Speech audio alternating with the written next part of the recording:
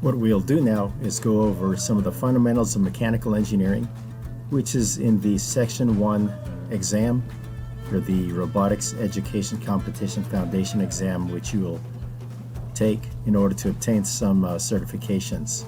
As you can see here, these 4 areas will cover Section 1, which are gear ratio calculations, Isaac Newton's laws of motion, kinetic and potential energy, and also thermal systems, heating and cooling. What we'll do is go over Isaac Newton's laws of motion. And what's great about our examples is that we will use live examples of aircraft that are flying, such as the Blue Angels, which will then show you practical examples of Isaac Newton's laws of motion. That's Isaac Newton, and these are his 3 laws, and we'll go over that here shortly. Which Newton's first law, which is an object at rest remains at rest, an object in motion remains in motion. Newton's second law is force equals mass times acceleration. And Newton's third law, for every action, there's an equal and opposite reaction. And we're going to use some live examples here in just one moment.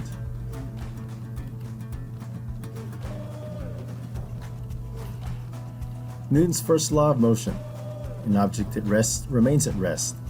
This Blue Angel aircraft right here, unless you get enough force, it's going to stay in its current position. So an object at rest remains at rest.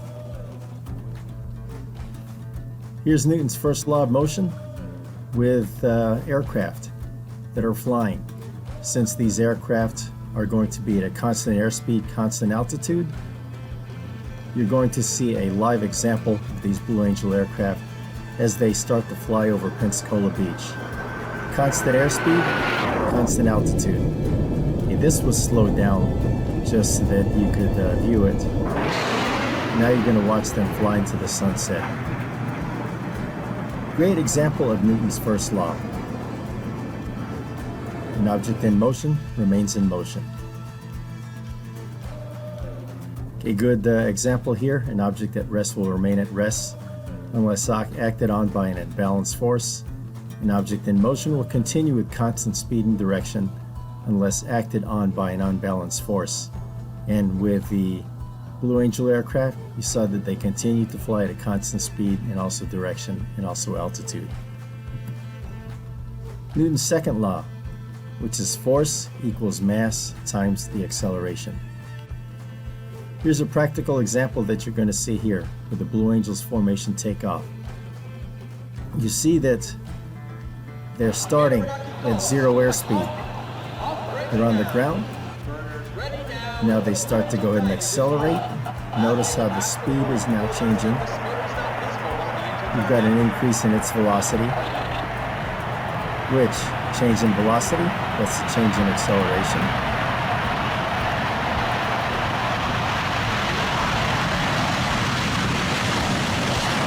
So Newton's second law, force equals mass times acceleration.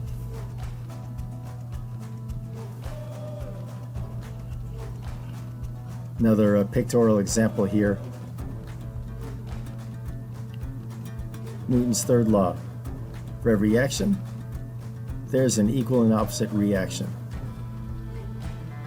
And we're going to show you what's happening in a video shortly. But what's going to happen here is that you see this propeller that's turning.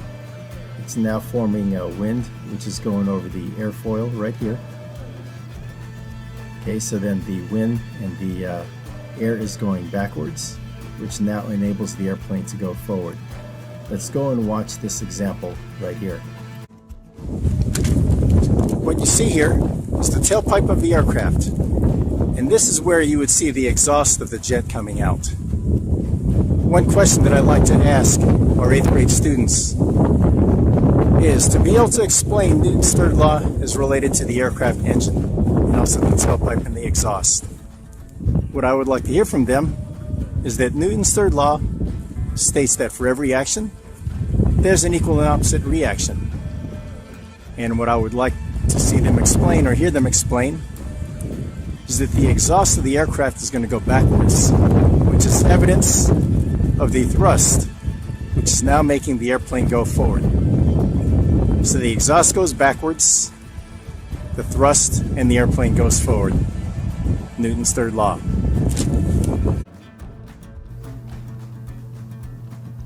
Okay, as a recap for Newton's third law, for every action there's an equal and opposite reaction, which you can see it here.